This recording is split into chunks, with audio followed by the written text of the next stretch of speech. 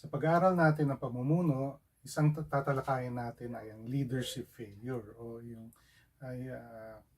karanasan natin bilang pinuno na nadapa tayo o pumalpak o sumablay yung ating pamumuno.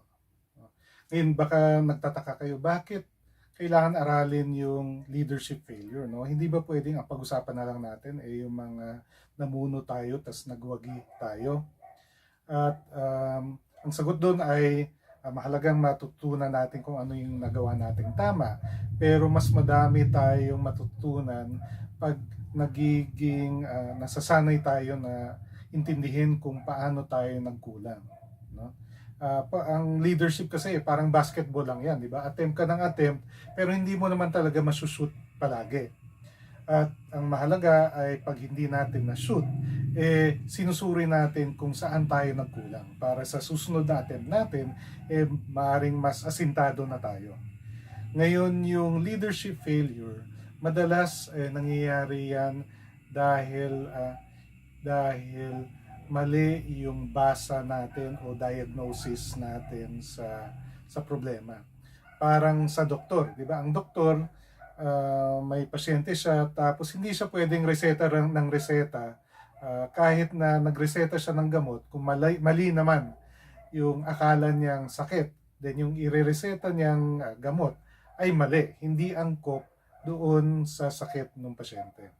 Ganun rin sa papumuno, no? Mahalagang masinop tayo na inaaral natin ano ba talagang nangyayari.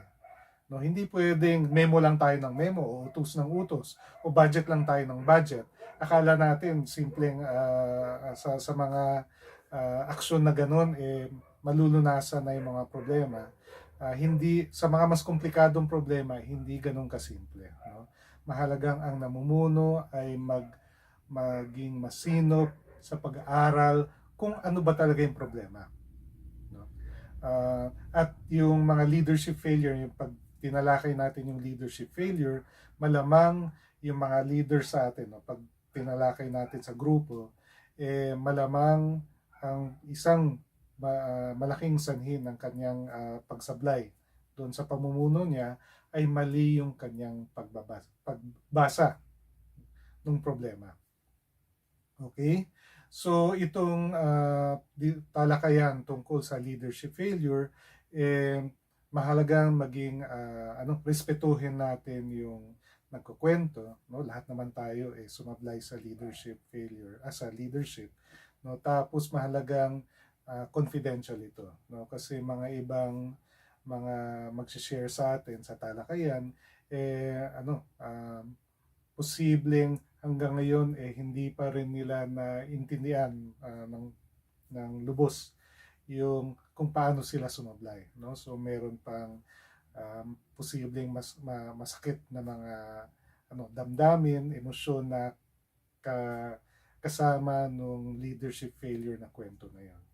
Tapos mahalaga rin na confidential to, hindi natin i-chismis sa iba na, ay naku, alam mo ba si ano pala, ganyan-ganyan, nung manager siya, ganito nangyari at ganito yung ganyan-ganyan, no? So mahalagang confidential to para mas bukas ang loob ng nag-share sa atin, no? At tayo rin, pag nag-share rin tayo sa iba, may panatag yung loob natin na hindi ito makakalabas doon sa grupo na yan, no?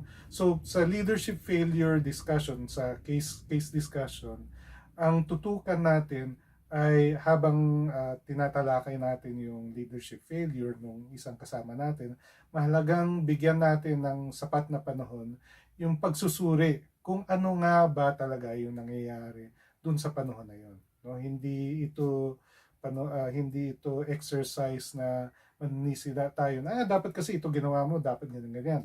Or mabilis tayo mag-suggest na, ay naku, ang dapat mong ginawa ito, ako ganito ginagawa ko. Hindi ganon, no? Yung case discussion method, gagamitin natin yun para ma-practice natin yung pagsusuri kung ano talaga yung nangyayari, pagda-diagnose, no? Hindi, kumbaga sa doon sa paghambing natin doon sa sakit at pagre-reseta, no?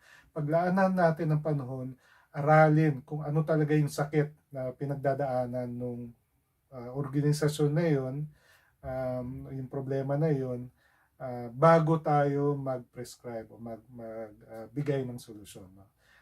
Para matuto tayo at masanay tayo na tinatsaga natin na inaaral, dinadiagnose yung problema ng organisasyon na yun.